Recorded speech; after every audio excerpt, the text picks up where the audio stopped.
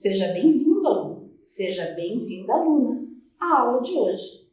Eu sou a professora Cristina Klug e nesta aula falarei sobre estudo das proporções, sobre a percepção visual e sobre o espaço no qual o desenho se desenvolve.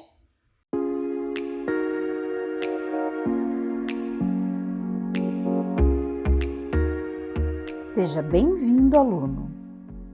Seja bem-vinda, aluna. Nesta aula, iremos aprender sobre o estudo das proporções, como treinar o olhar, a proporção na história da arte,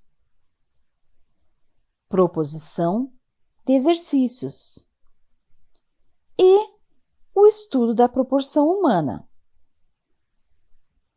Quero iniciar falando a respeito do conceito do desenho de observação, que pode ser definido como desenho ou pintura da vida.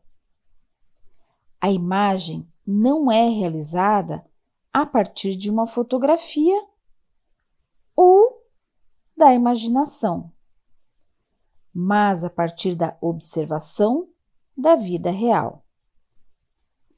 Este desenho é realizado através da observação de um modelo, objetos, animais, pessoas, plantas, lugares, arquitetura e da vida cotidiana. Iniciamos esta aula afirmando que algumas estratégias são válidas quando estamos produzindo um desenho de observação. Primeiramente, se refere a observar de maneira atenta o objeto de estudo, considerando seus detalhes e estabelecendo relações entre as partes da composição. Para que o desenho se assemelhe à referência observada, é necessário respeitar suas proporções.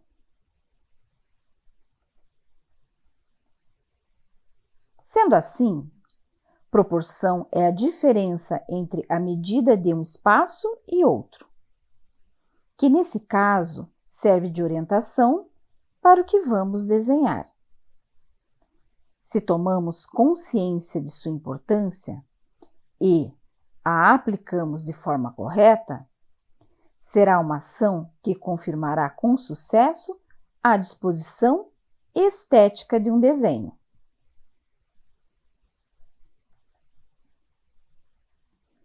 É importante pontuar que a atividade do desenho envolve pesquisa, ampliar o olhar e muita prática. Por isso, praticar é o melhor exercício. E vou elencar algumas estratégias para auxiliá-lo. Veja, aluno, no desenho de observação há a necessidade de exercitar e, para tanto, é necessário se atentar para as possibilidades do olhar. É possível ver e perceber a mesma referência de maneiras muito diferentes e representá-las de maneiras diversificadas. Trago a reflexão da autora Derdick 2013, que diz o seguinte: o desenho é a matriz e a força de meu traçado. Ir e vir com o grafite no espaço do papel está tão calcado em meu sistema neurológico que a própria ação de desenhar se sobrepõe à ação da representação. O desenho é feito de linhas. A linha mede e potencializa a sutileza do limite. Divisória incerta. Ponto de partida e ponto de chegada, ao mesmo tempo. O meio é o lugar. a linha possui uma natureza dupla: percurso material e traço material. Reflita comigo. O desenho de observação resulta, portanto, da conexão entre o olho e o gesto. Veja, ao iniciar o processo, enquanto o olho percorre o objeto a ser desenhado e o papel, ocorre o registro das formas, linhas, nuances e texturas relacionadas ao objeto observado. Vamos lá. Para iniciar um desenho a partir da observação, devem ser observadas algumas estratégias. Primeiramente, é referente a observar de maneira atenta o objeto de estudo. Dessa forma, você irá estabelecer relações entre as partes da composição. Veja, para que esse desenho se assemelhe à imagem que você está observando, você terá que respeitar as suas proporções.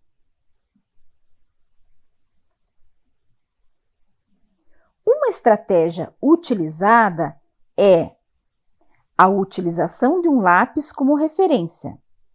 É um caminho interessante para medir, mas também é muito útil para auxiliar na percepção de ângulos. Tal medição possibilita ampliar ou reduzir as dimensões do objeto observado, conservando sua proporção.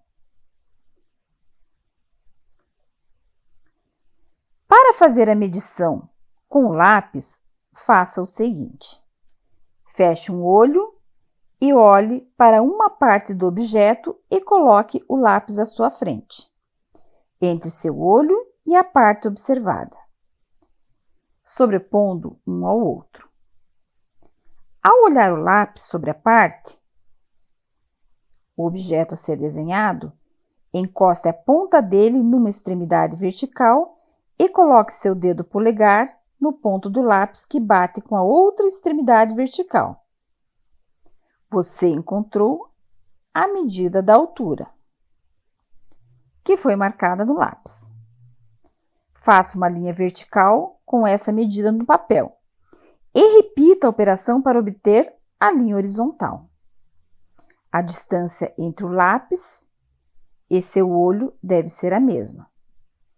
E faça a linha horizontal em cruz com a linha vertical. Essa cruz marca exatamente as medidas das extremidades da forma que você deve desenhar para estruturar seu objeto, parte por parte, conforme demonstrado na imagem. Posso dar um exemplo. Com você desenhando uma xícara, usará este procedimento para fazer dois retângulos, um que definirá o corpo da xícara e o outro que definirá a sua alça.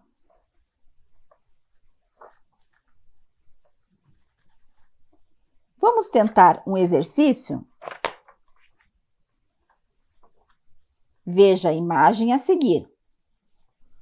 Tenha o cuidado de observar esta imagem por alguns minutos e buscar memorizar a composição.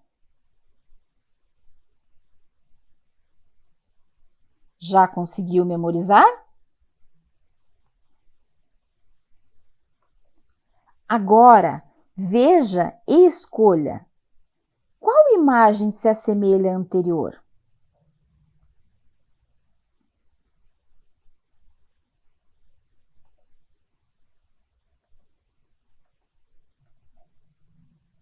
Conseguiu acertar? Este exercício é um exercício contínuo de visualização e memorização. Continue exercitando continuamente. Então, fique atento. Se você não tem habilidade de observação bem desenvolvida, você terá dificuldade em reproduzir os detalhes e os pontos importantes do objeto e encontrar padrões para realizar a cópia através do desenho de observação. Veja, em um projeto para um objeto de design, por exemplo, é muito importante dominar as proporções, para que o objeto realmente seja manuseado e cumpra seu papel como planejado. Com o desenho de observação, fica fácil perceber e registrar as proporções entre as diferentes partes de um objeto.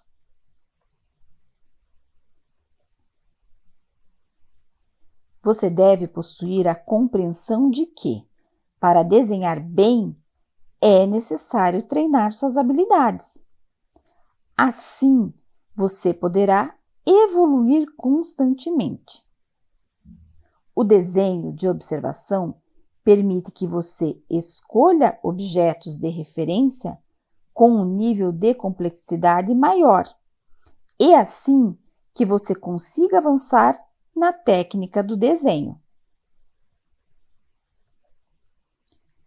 Olhe que interessante! Nos séculos XIV a XVI, surgiu na Europa a necessidade de uma representação realista por meio do desenho, que se desenvolveu a partir de um movimento artístico e científico que iniciou na Itália e ficou conhecido como Renascimento. Durante esse período, o ideal de vida contemplativa começava a ceder lugar para um ideal de vida ativa, deslocando o homem da posição de espectador para de proprietário da natureza. Isso se deu, obviamente, em um cenário de profundas transformações políticas, econômicas e sociais. Leonardo da Vinci, um dos mais completos artistas de todos os tempos, era um pintor que, além de obras de artes, como pinturas muito famosas e reproduzidas pelo mundo todo, também utilizava sua genialidade e talento no ramo da medicina, engenharia, arquitetura e física.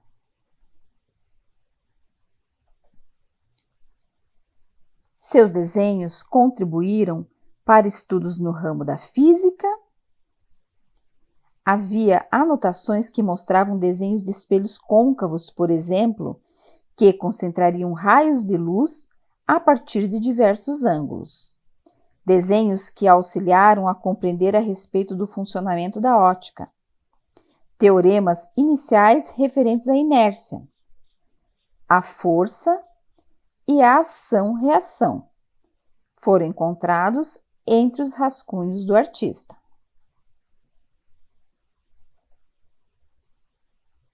O autor Kemp, 1996, traz uma reflexão a respeito de como era o processo de desenhar de Da Vinci.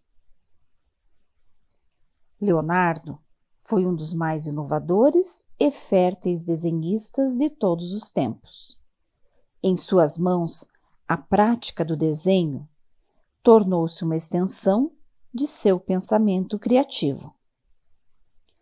Não apenas expressando uma série de novas ideias em abundante profusão, mas também tornando-se, através de uma rápida confusão de alternativas esboçadas, sobrepostas uma sobre as outras,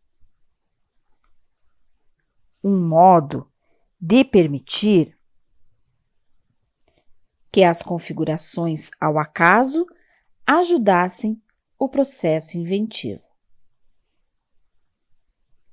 O desenho, portanto, tornou-se uma forma de pensamento visual, mais do que um mero meio para desenhar uma pintura. A respeito do desenho da proporção da figura humana, feito por Leonardo da Vinci, este é considerado por muitos autores um clássico, como também significa a imagem símbolo do enunciado e crença renascentista de que o homem é a medida de todas as coisas. Leonardo da Vinci foi um grande estudioso, considerado artista renascentista que mais se dedicou a estudar as proporções do corpo humano. Ele é lembrado por ser um dos maiores gênios da história da humanidade. As suas contribuições ultrapassaram o ramo das artes e suas obras, como A Última Ceia e Mona Lisa, que são algumas das pinturas mais famosas e reproduzidas de todos os tempos. Cientista e inventor, Da Vinci foi um homem à frente do seu tempo e realizou consideráveis estudos nas áreas de anatomia humana, escultura, ótica, matemática, arquitetura, engenharia civil, entre outras. A obra O Homem de Vitrúvio, que foi produzida no ano de 1490, coloca em questão a divina proporção ou a razão áurea, que é um padrão que demonstra simetria perfeita e que se repete na natureza, incluindo no corpo humano. Para Leonardo, o homem era o modelo do mundo, a criação máxima de Deus. A obra foi executada a partir de cálculos matemáticos, sendo a área total do círculo equivalente à área do quadrado. Em termos simbólicos, o círculo está ligado à noção de movimento e ao mundo espiritual, ao passo que o quadrado simboliza a estabilidade, o contato com o mundo terreno, os 4 elementos da natureza e a posição dos ventos. Sendo assim, ao estudar as proporções do corpo humano, Da Vinci pretendia compreender melhor o funcionamento da arquitetura, pois para ele, um edifício perfeito deveria ser proporcional e simétrico, como o corpo humano. No período em que fez esse desenho, o artista trabalhava em uma série de construções de edifícios na Itália. Nesta imagem, é possível perceber que os dedos se unem na junção do círculo com o quadrado. As pernas formam um triângulo equilátero. A cabeça é 1/8 da altura total. O homem está todo dentro do círculo e o círculo é desenhado tendo como centro o umbigo. Sendo assim, ao retomarmos os valores relacionados durante o período do Renascimento, vemos que Leonardo da Vinci viveu um momento histórico que colocou o homem no centro do universo, destacando o antropocentrismo como um valor essencial do período.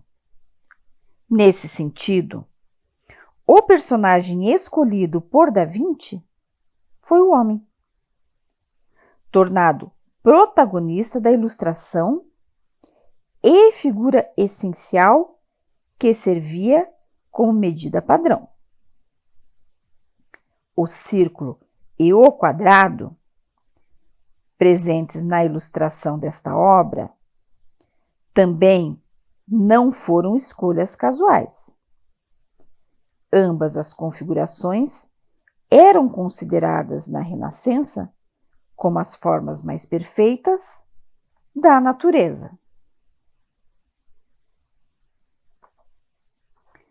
Sendo assim, a autora Derdick, 1990, traz uma reflexão a respeito que diz o seguinte: no Renascimento, a clássica figura do homem ad quadratum ad circulam, onde o homem aparece inscrito nas duas principais formas geométricas, o quadrado e o círculo, exprime a relação do homem individual com o universo, aceitando-se como evidente a ideia de que existe uma relação fixa entre as proporções de nosso corpo e a ordem universal.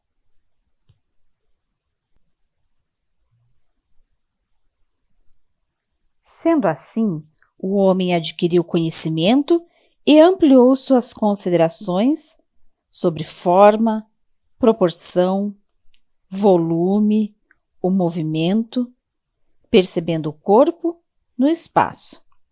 Com isso, o proveito estético relativo a cada período contribuiu para a idealização do belo, da harmonia, equilíbrio e outros conceitos socioculturais.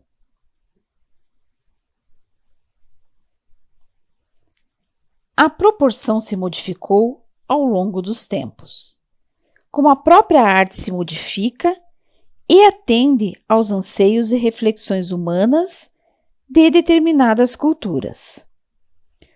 O estudo dos cânones, padrões de medidas que irão resultar na proporção de um desenho, é fundamental e sem ele fica praticamente impossível desenhar de maneira harmoniosa. Nesta perspectiva, o desenho do corpo humano, de maneira proporcional, foi uma questão discutida por muitos estudiosos há muito tempo. A definição de cânon é atribuída a Policleto, tendo como regra que para obter a proporção ideal do corpo humano, a figura deverá medir 7 cabeças e meia de altura, conforme a imagem apresentada.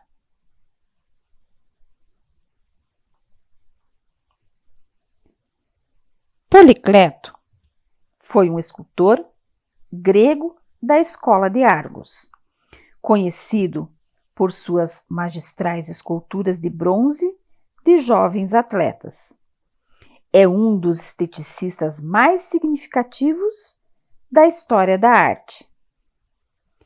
Os gregos usaram um sistema de medidas para a construção de seus templos e buscaram estabelecer uma unidade padrão de medida para desenhar o corpo humano. Policleto de Argos foi o escultor que melhor representou a ideia de construir a figura humana ideal. Para provar sua teoria, Policleto criou uma estátua de bronze de Aquiles. Essa peça, infelizmente, foi destruída. No entanto, desde que ficou conhecida, muitos escultores refizeram-na e as réplicas mais conhecidas são Doríforo e Diadêmono, e apenas através de cópias romanas. O trabalho teórico nomeado de O Cânone, criado por Policleto, cerca de 450 a.C., discute as proporções matemáticas ideais para o corpo humano e propõe para a estatuária antropomorfa uma dinâmica de contrapeso entre as partes do corpo relaxado e tenso. Este método foi baseado numa proporção de unidades e o comprimento de várias partes do corpo. Na figura humana, há um plano vertical de simetria e um módulo que proporciona as partes. Existe um módulo para proporcionar todas as partes do corpo, a cabeça. O corpo do homem enquadra-se num retângulo com 7 cabeças e meia, ou 7 módulos de altura e 2 módulos de largura. Encontramos situações que sugerem 8 cabeças de altura. No corpo humano adulto, bem proporcionado, a distância entre os ombros é de 2 cabeças. À altura de 3 cabeças, situa-se o umbigo. À altura de 4 cabeças, situa-se o púbis e os pulsos. O cotovelo fica situado a meio entre o ombro e o pulso. À altura de 6 cabeças, situam-se os joelhos. O tornozelo fica a meio do último módulo, sendo o restante utilizado para representar o pé. A desproporção altera o aspecto natural das formas. Por isso, na arte, a proporção ou a desproporção podem ser utilizadas como recurso expressivo para acentuar determinados aspectos que mais interessam ao artista.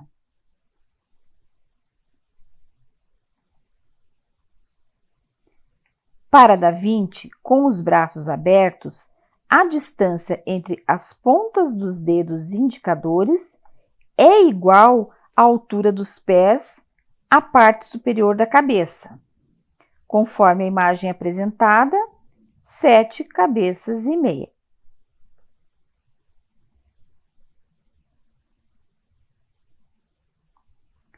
Para facilitar a compreensão, a imagem a seguir demonstra o esquema de divisão em 8 módulos.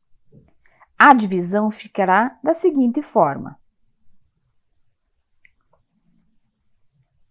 No número 1, a cabeça até o queixo. O módulo 2, pescoço. A meio temos os ombros, com a largura de 2 cabeças, peito, axilas. O módulo 3, umbigo, abdômen e cotovelos. O módulo 4, pubis, quadris e pulsos. O módulo 5, metade das coxas até o joelho. No módulo 6, joelho. No módulo 7, gêmeos. E no módulo 8, tornozelo e pés. Como você pode ver na imagem apresentada.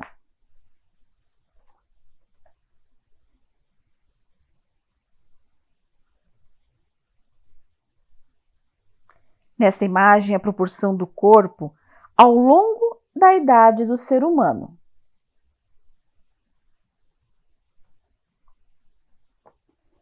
Então, aluno, acredito que você possui informação suficiente para iniciar seus estudos.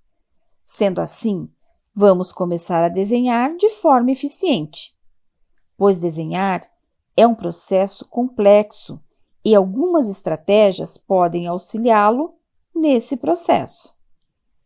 Primeiro, você precisa desenvolver a capacidade de observar de forma analítica o que vai ser desenhado, entendendo a relação entre os elementos visuais da imagem, sejam espaços positivos ou negativos, contornos, ângulos e valores, sendo que alguns desses conceitos foram abordados em aulas anteriores, você lembra? Em seguida, desconstruir de forma linear um desenho em todos os seus fundamentos, incluindo formas geométricas simples, perspectiva, luz e sombra, composição e elementos específicos como anatomia e a caracterização e personalidade, por exemplo. A estratégia ou dica mais importante de todas: pratique o suficiente para permitir uma melhor visualização antes mesmo de começar a desenhar, seja de imaginação ou até mesmo de observação, planejando como o desenho ficará no papel.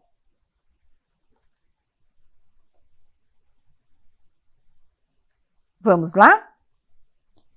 Pegue papel, lápis e borracha. Inicie fazendo o esquema do corpo humano com palito, conforme a imagem apresentada.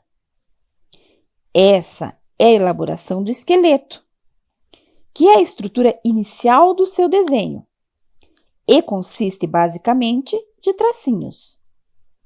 Eles darão a você uma base muito importante de proporção.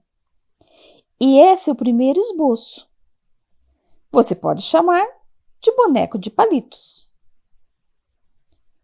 Como vimos anteriormente, para medir as proporções, é muito comum usar a cabeça como unidade de medida.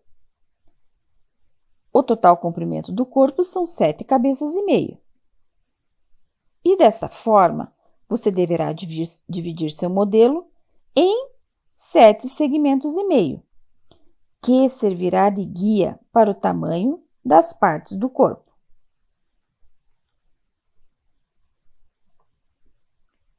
Agora, você pegará o seu desenho e o cobrirá com formas geométricas. Quando você cobre com as formas geométricas, o corpo ganha volume e toma forma.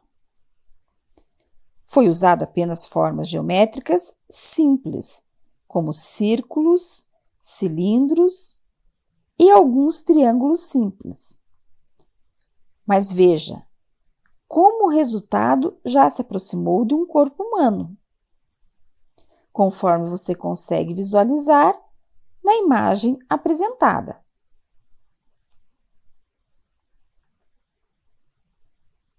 O esboço é importante porque nem sempre conseguimos logo no início a reprodução exata do que imaginamos.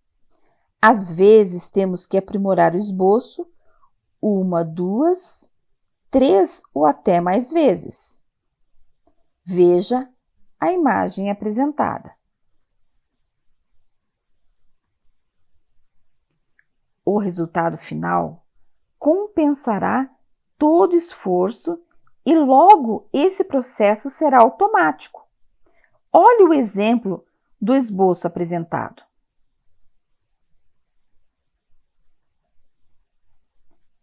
Aluno, acredite, você consegue e parta para exercícios mais ousados. Vamos tomar como referência uma fotografia. Veja a imagem. O movimento e a fluidez dão uma naturalidade em contraste com a rigidez do modelo estático esboçado na primeira tentativa de desenhar. Além disso, a linguagem corporal é uma forma de expressão muito poderosa e a postura que você desenha influencia nisso. Estudar desenho é treinar e treinar para conseguir excelentes resultados.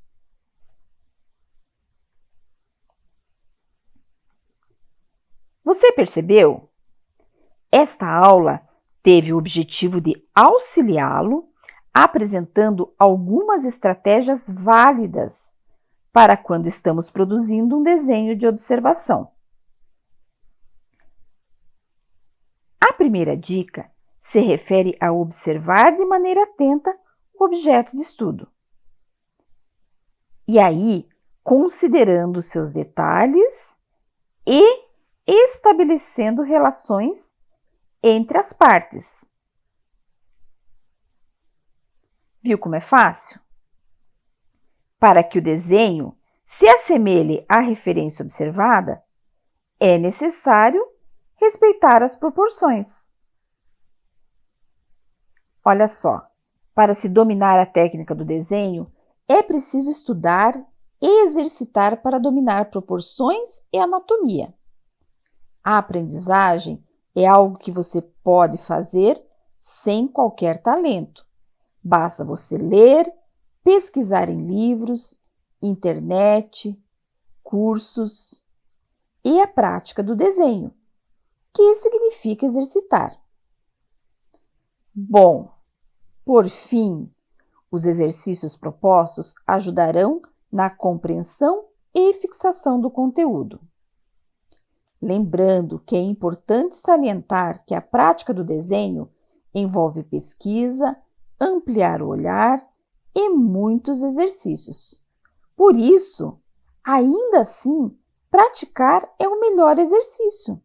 E o conteúdo aqui apresentado reuniu algumas estratégias para auxiliá-lo.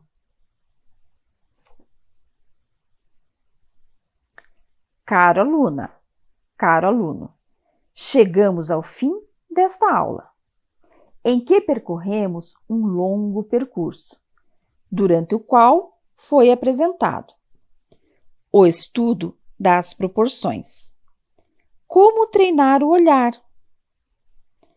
a proporção na história da arte, a proposição de exercícios e o estudo da proporção humana.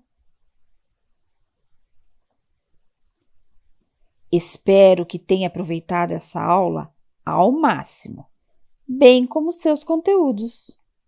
Nos encontramos na próxima aula. Bons estudos! Chegamos ao fim desta aula de desenho de observação e perspectiva. Se ficou alguma dúvida, você pode assistir a essa aula quantas vezes você precisar. E você ainda tem todo o material de apoio disponível para consulta na plataforma. É importante você ler todo esse material. Bons estudos e até a próxima aula!